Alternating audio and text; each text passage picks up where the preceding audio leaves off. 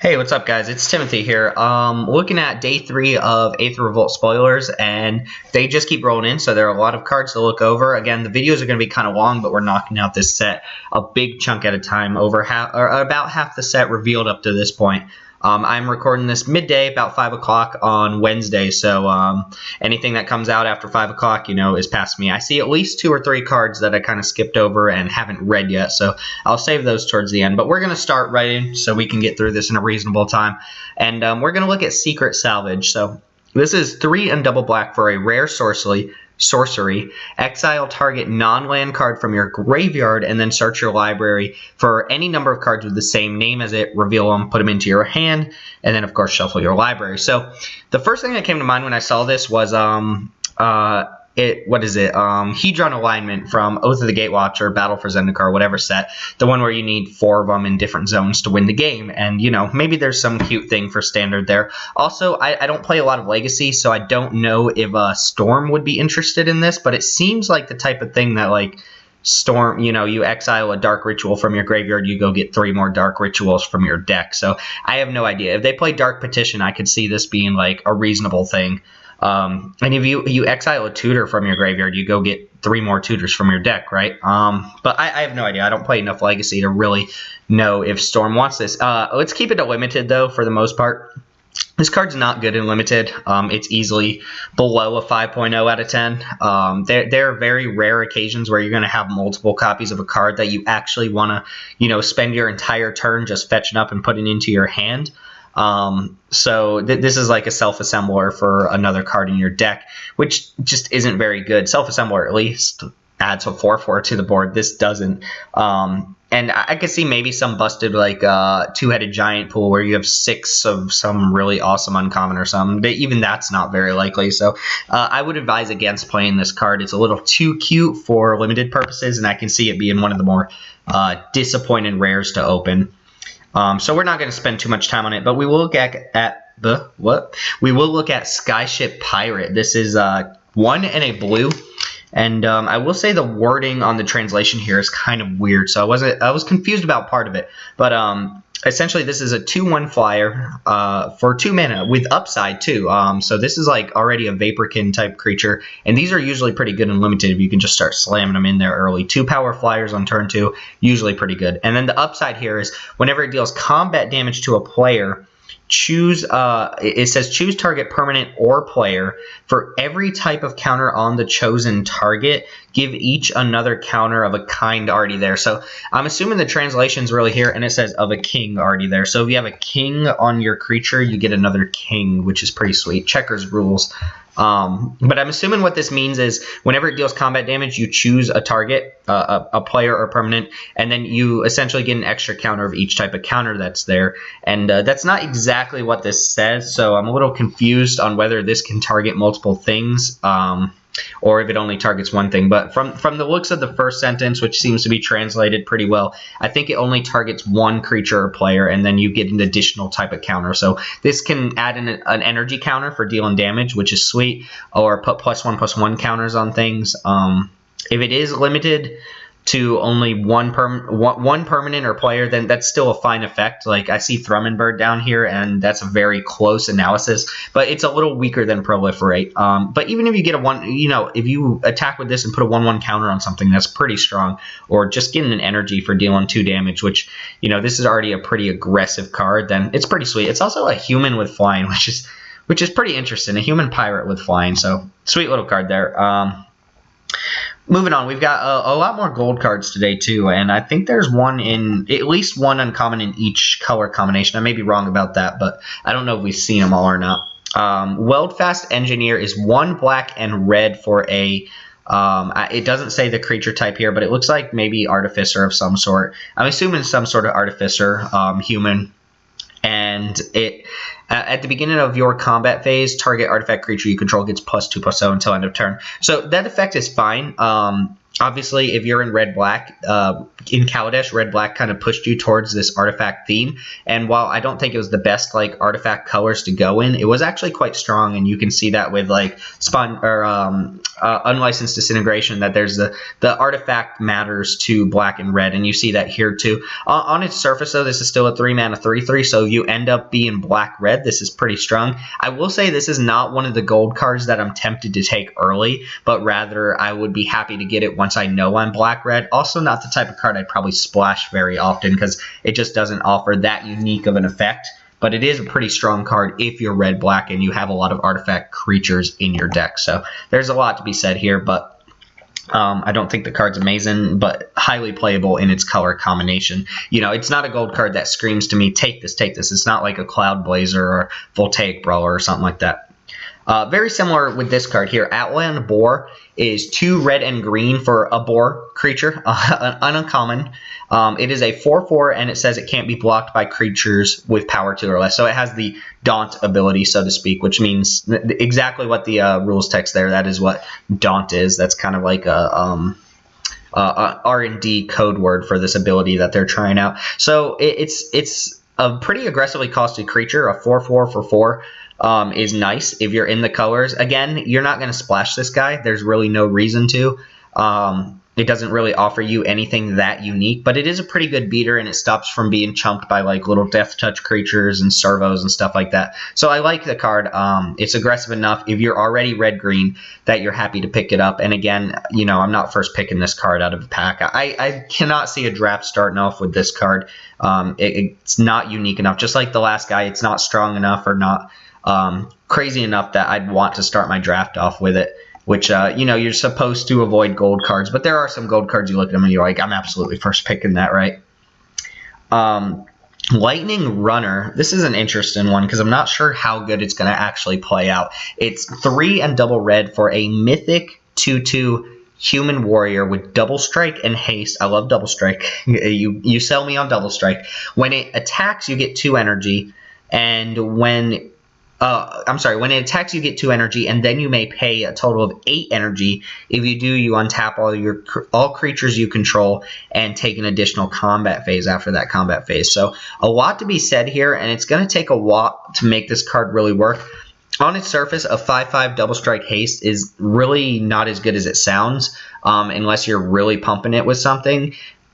Essentially that equates to like a 4/4 for 5, which really isn't that strong. A 4/4 for 5 with haste is a playable card, don't get me wrong, but not super strong. And you know, it just trades for a 3/3 or something like that. You really want to abuse that ability though, and I don't know how abusable it is. 8 is a lot, and red isn't like the super go crazy energy colors. It's also not a very splashable card, and it asks you to want to be attacking with multiple creatures. So I think this could have been fine at a rare.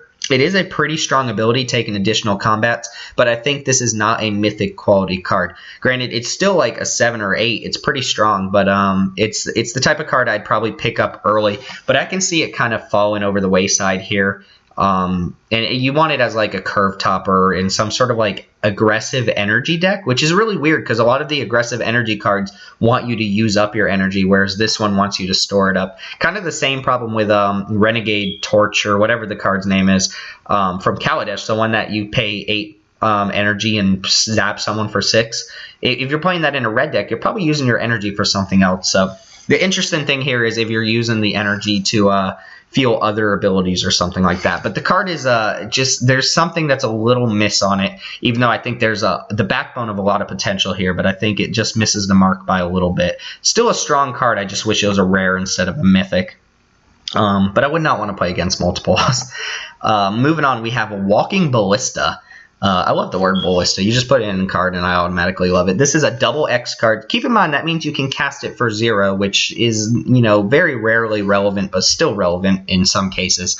It is a rare construct, a 0/0 that enters the battlefield with X 1/1 counters. So if you pay 2 mana, it comes in as a 1/1. If you pay 4 mana, it comes in as 2/2, so on and so forth. You can pay 4 mana to put a 1/1 counter on it. And you may also remove a 1/1 counter to have it deal 1 damage to target creature or player of your choice, which is interesting. Overall, I'm going to say I don't think this card is that great. It goes way up in value if you're playing black-green and you have all these 1/1 synergies, or you can constantly dump 1/1 counters on this guy. But the effect you're getting off of it is not particularly strong, and it's extremely mana-intensive. When you get to the late game, this obviously just dominates, but you need to get to the late game where you're able to put multiple activations, put multiple 1/1 counters on it, and also have creatures that still die to that. If you pay 4 mana for this and you just remove counters, then you're dealing 2 damage for 4 mana, which is not a particularly good rate. And so like you go up to 6 for 3, that's not great either. But this is a type of card that is scales in power enough that it's still probably first pickable, and it has some really neat synergies with other 1/1 counter cards. It's probably better than I'm giving it credit for, but I'm not rating it very highly off the get-go, and I'm not really impressed by the card either. It is annoyingly a Triskelion type card, and I really hate Triskelion type cards, but so be it. Call to Unity is the next card on here. It's a 3 and double white enchantment, very similar to the green Revolt enchantment we saw, but the Revolt ability puts a counter on it at the end of your turn if you had a permanent leave your side of the battlefield, and then creatures you control get 1/1 for each Unity counter on it. So it starts off not doing anything, which is really interesting. The card does jack squat the turn you play it, just like the other Revolt card.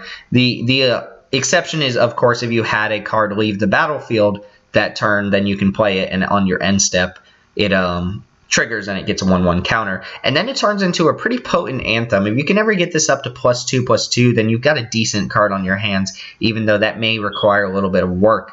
At +1/+1, if that's where you're kind of like maxing out on this is not a particularly good card. And I'll say the same thing about this one that I did about the green one, that it doesn't work during your opponent's turn. So one of the ways to trigger Revolt on like instants and things like that is to have one of your creatures die in combat. That doesn't work on your opponent's turn with this card because this only triggers on your end step and not your opponent's end step. But it can spiral out of control. If you ever get like 3 activations, you've got an actual game winner on your hand. And 2 activations is a very strong card. If you think of cards like Dictate of Heliod and how powerful those are in certain formats, then you've got a pretty strong thing on your hands. Obviously, the direction you want to go here is kind of a go-wide Servo-Thopter thing, because the Anthem is more effective there, and it's also easier to trigger Revolt if you've got a slew of creatures that are getting into combat. But overall, I'm not sold on the card. It's the type of card that I'll probably evaluate or value a little bit lower than I should, and then just lose to it a couple times, and then get on the train where I'm like, okay, this one's actually decent, but I don't love it right now.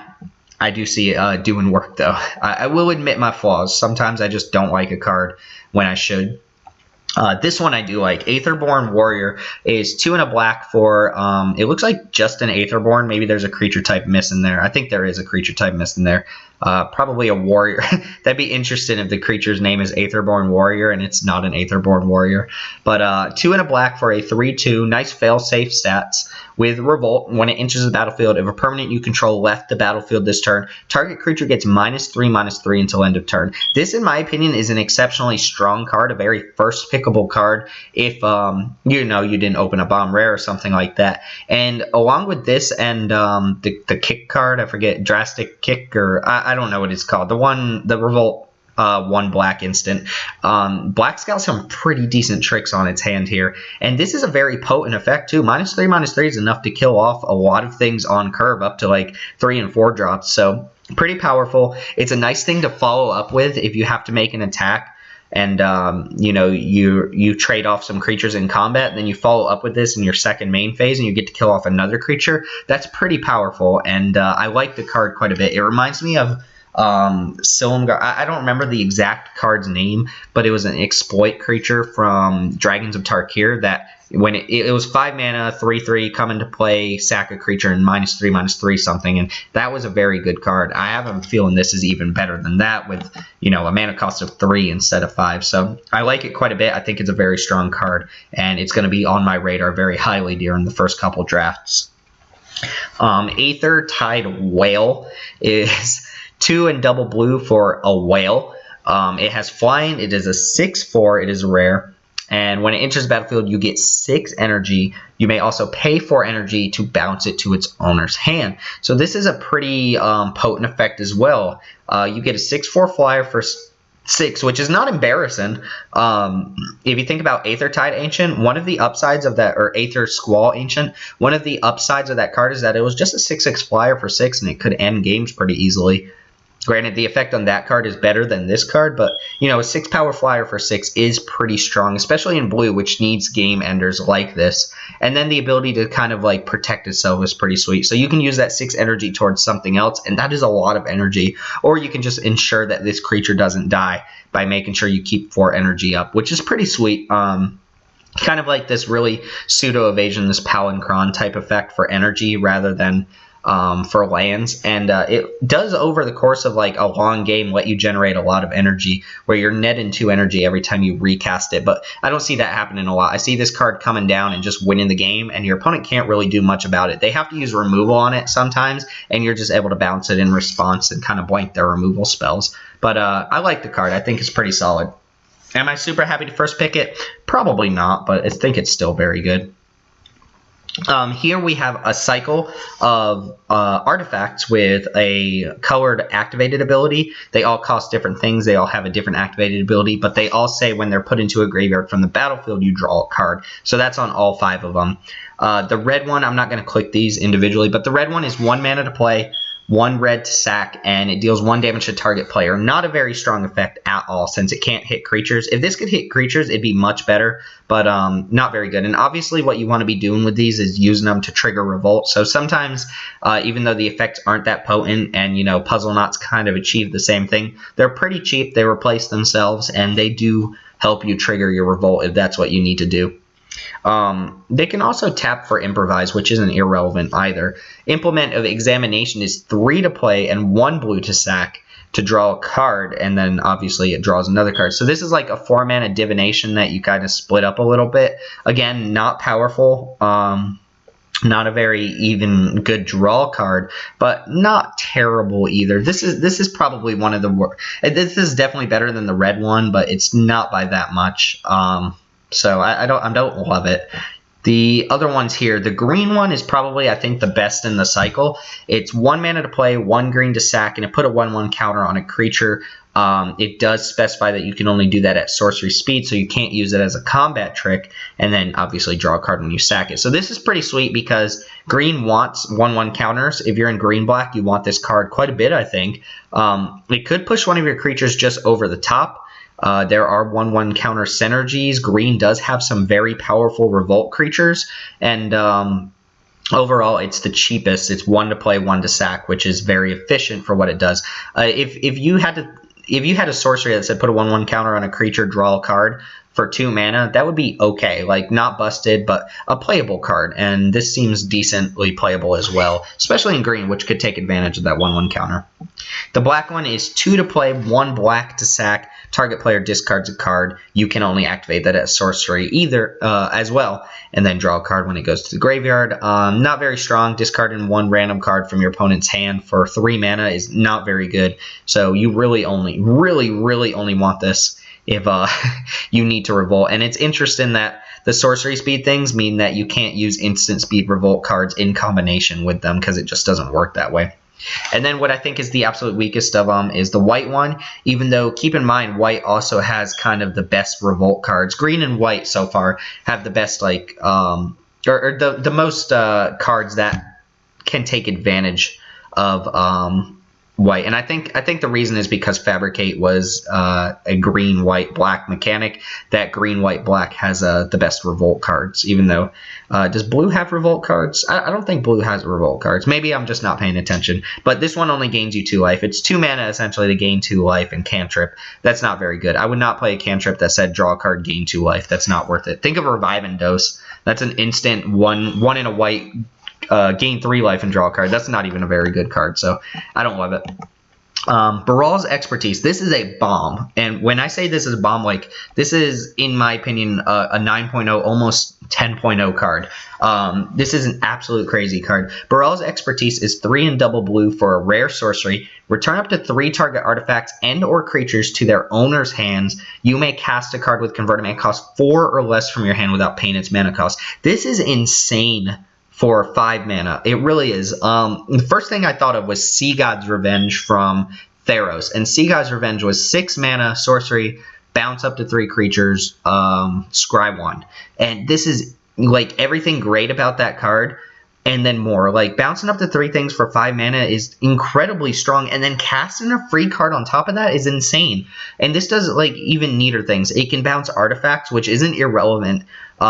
You can even, if you have a sweet enter the battlefield trigger on a permanent with mana cost 4 or less, you can bounce 2 of your opponent's things, bounce your own card, maybe a Revolt card, and then replay that card that you bounced with the second part of this. This is an incredibly strong card. It does want you to be proactive. Like, just bouncing 3 of your opponent's things doesn't mean anything if you're not doing anything with it. But from my experience, you play Sea God's Revenge, you bounce 3 things, and you just slam in there, and you try to take advantage of your opponents not being able to recast all their big spells. So this is a extremely good card. It is the type of bomb that, yes, it can bring you back into a game from really, really far behind. And if you can't, like, this is easily like a 6 mana card as is, even at sorcery speed. And that whole thing about casting 4 or less, like I said with the other expertises, you're kind of cheating on mana. You're getting way more than 5 mana's worth of an effect off of just a 5 mana sorcery. So this is the type of card I'm hoping to actively open. And when it's in my deck, I want to draw it. Like, I might dig and dig and dig until I get this and hope I can win off of it. That's how strong I think the card is. Blue has some very, very nice rares in this set, if you haven't caught on yet. Speaking of blue rares, Baral, Chief of Compliance. We knew we were going to get a Baral card, and we knew it was going to be some controlly blue card based on all of the Baral counterspells. But 1 in blue for a 1/3 rare legendary human wizard. Instant and sorcery spells you cast cost 1 less. Whenever a spell or ability you control counters a spell, you may draw a card. If you do, discard a card. So this is going straight into a lot of standard decks, but we're trying to look at it from a limited perspective, right? And I think the card is very powerful, but I think the power is concentrated in the first ability, not in the second ability. I know this is going to happen. I know somebody's going to open Baral and they're going to play all these crappy counter spells, which are now great counter spells, and they're just going to win because they have bad counter spells in their deck, which costs cheaper. But this is not like an incentive to go take a card like Failed Inspection or, I don't know, a Revolutionary Rebuff and try to go crazy with it, right?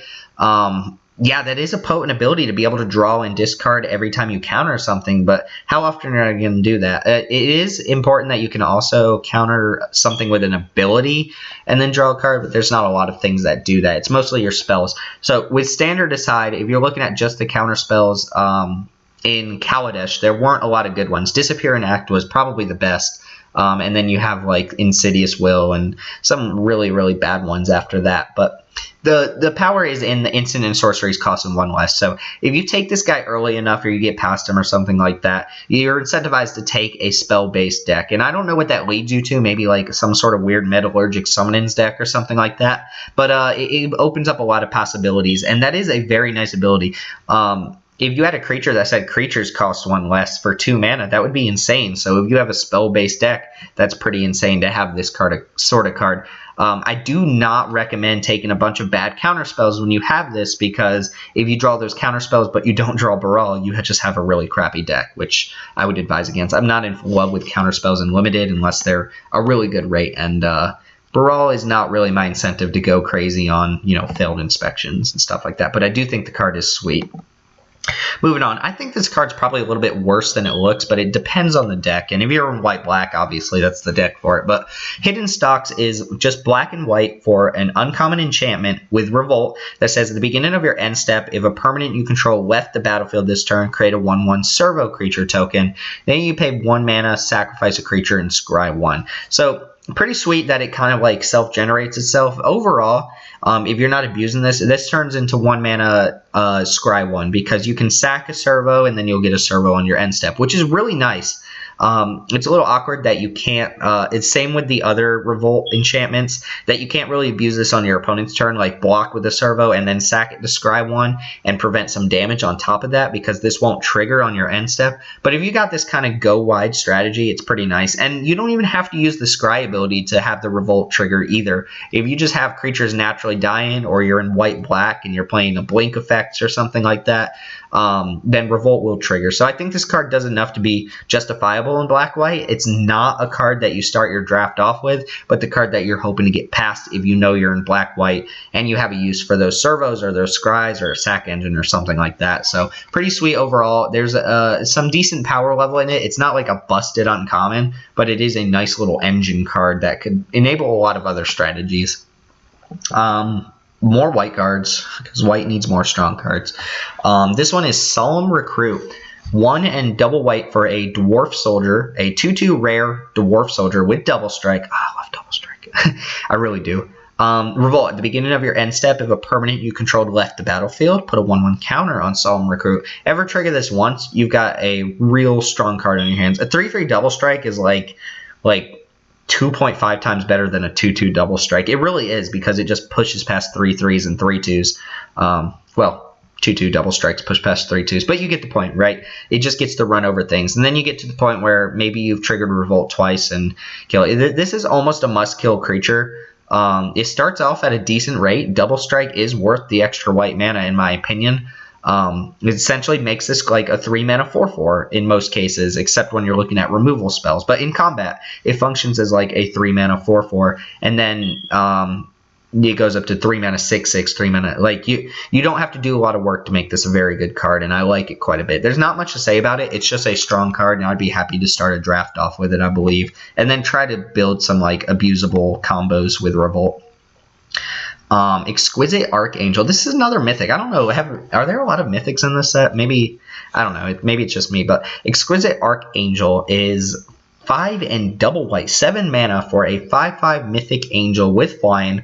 If you would lose the game, instead exile Exquisite Archangel and your life total becomes equal to your starting life total. So that's the type of effect I look at and I go, wow, and then I think about it and I'm like, well, that's not as impressive as it sounds. If you compare this to I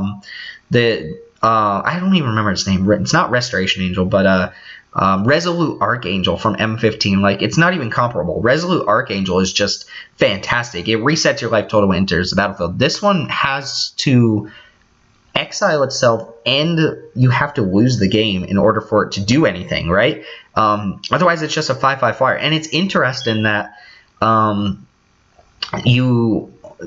5/5, I don't know, it's really weird to evaluate this card because you have to be losing the game for it to be like more than just a vanilla 5/5 flyer. There are a lot of times I wouldn't play a 7-mana 5/5 flyer. It's just going to lose to aggressive cards. And that's what this essentially is, unless you're losing the game, which is not preferable. So, I don't know. And then the thing is, like, this doesn't just prevent you from losing the game. Yeah, it resets your life total, but then you lose this guy too, so you no longer have your clock. Where I do think this chick is really good is if you're in a race with your opponent and you're able to just, kind of swing in for 5 and they swing back. You swing in for 5, they swing back. And, like, the life totals are neck and neck, but you've got the kind of trump card here in that, if your opponent swings lethal on you, you just take it. And you use this for your advantage. It also makes your opponent kind of overextend because this thing's just going to eat something. It is big enough that it's justifiable. And if you consider it just a vanilla creature, then you could win some games off of it. It is pretty sizable for a flyer, but 7 mana is a lot. And the ability, it sounds a lot better than I think it is, even though it's a nice little kind of cushion to have in case you're just way, way behind in a game. But, it's not crazy, crazy good. It'll help you win a game, but I don't think it's actually going to keep you back from a losing game because you're going to lose your angel when you don't lose the game, but you have to have some other board state to back it up. It's not going to do it on its own, unless it just wins the game by attacking. But very hard card to evaluate. I don't think it's a bomb. I really don't. But I think it's a strong card that you'd be kind of happy to play in your white decks if you need a finisher. Yeah, so this is the last card I've seen today, and then the other 3 sitting there I haven't looked at yet. Cogwork Assembler is 3 mana for a 2/3 artifact creature, uncommon assembly worker, another assembly worker, so making those self-assemblers a little bit more relevant. The activated ability is 7. Create a token that's a copy of target artifact, gains haste, exile it at the beginning of the next end step. This is a very late game card, but this is what you kind of want in your 3-drops, right? Or your 2-drops and 3-drops. You want a card that's relevant early on. This does trade for all the 3/2s in the set, and there are a lot of 3/2s for 3 mana. It blocks your opponent's 2/2s on curve, which is pretty nice. And it's an artifact, so it fits in any deck. And then it has this really relevant late game ability where if you're in this artifact-based deck or you just need to get value off of things, you have the activated ability here, and that could win you a game, right? If things stall out, you have this ability and your opponent doesn't have access to some sort of mana sink. This could be enough to win you the game, depending on what your artifacts are. Of course, paying 7 mana to copy this guy, not going to do it for you, but I like the card. I think it's good, and I'd be excited to see kind of what we can do to really pull out its potential in Limited. All right, looks like we got, 3 more cards here. These ones are new to me, so first one is our Boros uncommon. Renegade Wheelsmith is 1 red and white for a 3/2 uncommon dwarf pilot. Again, another 3/2 for 3. We're seeing a lot of those. Whenever Renegade Wheelsmith becomes tapped, target creature can't block this turn. Hold on, let me read that again. Whenever he becomes tapped, target creature can't block this turn. Okay, so this is an aggressive card, right? Obviously, the kind of like cute thing here is you use it to pilot a or you use it to crew like this big vehicle, and then it's becoming tapped, so you get to stop one of your opponent's creatures from blocking, which is pretty sweet. It's also 3 power, so it crews a lot of the relevant vehicles. And then it also just it essentially says if you have no vehicles, it says when this creature attacks, target creature can't block, which is also pretty sweet. So I think this card is quite good. It's a nice little pilot for vehicle decks, and just an aggressive red-white card, so I like it. I did not get to play with veteran motorists very often. It just never panned out. I've never played a deck with veteran motorists in it because every time I was red-white, I never got one, and anytime I got one, I wasn't red-white. So I hope I get to play with this card. It seems pretty sweet. Seems like kind of the card you want in red-white, which is pretty good for the color combination.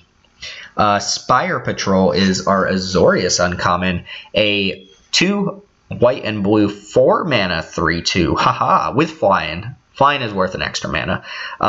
When Spire Patrol enters the battlefield, tap target creature an opponent controls. That creature does an untap during its controller's next untap step. So it freezes a creature when it comes out. This is pretty sweet. This is an aggressive flyer, kind of like your Cloud Manta type card, which, 4 mana 3/2 flyer is pretty good. It's going to deal some damage, or, if it gets blocked, it's at least going to trade for something kind of equal cost. And then it taps something down, so it makes it even harder to block it. This is pretty sweet. I like the card. It's abusable in white-blue with blink effects.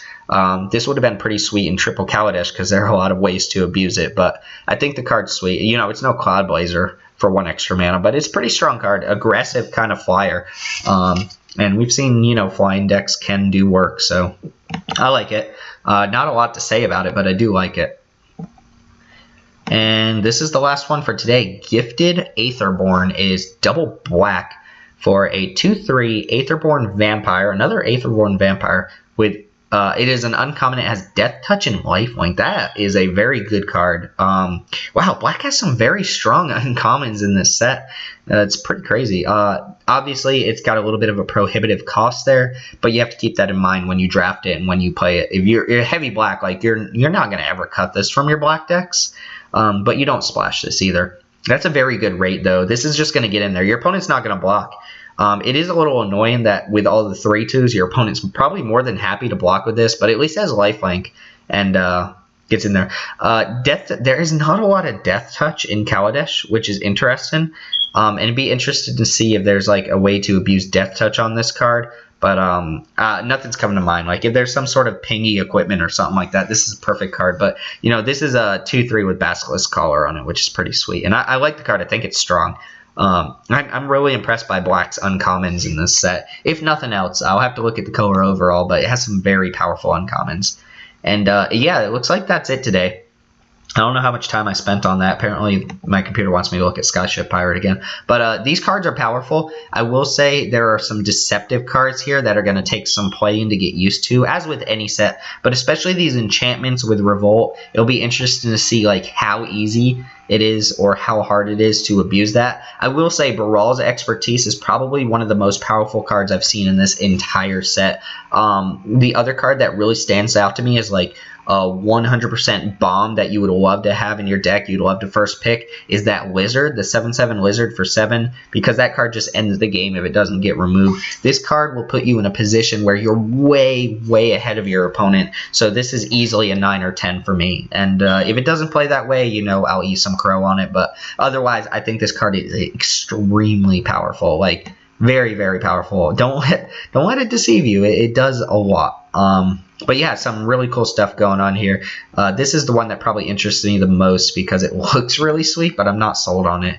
And then you got a lot of cool little value cards throughout this set. So moving on, I'll probably be back tomorrow. I'm sure I'll see a couple cards here in like 10 minutes that I missed, but I'll be back tomorrow to look through whatever they got to spoil on Thursday. And then keep in mind on Friday, if you're still tuning in for spoilers, that they'll probably release the whole set, which will probably be a good like 50 cards or so, 50 to 60 cards, and I may have to break that up into multiple videos and do it over the weekend because I'll be out all night Friday, go F&M, you know. But I'm excited for this set. There's so much cool stuff going on. There's so much potential for just synergy and like combo decks, which is sweet and limited, especially with Revolt. That's the thing that's got my attention the most. Anyway, with that being said, I'd love to hear your guys' opinions, so if you have something to say about any of these cards, please feel free to like, comment, and subscribe. Mostly comment. Shameless plug. Right down below, and I'll read your comments, and you know, I'd love to have a conversation about these before that pre-release comes up in just over a week. But anyway, with that being said, thank you guys for watching and tuning in. I appreciate you taking the time out of your day to watch my videos. And yeah, my name's Timothy, and I'll see you all next time.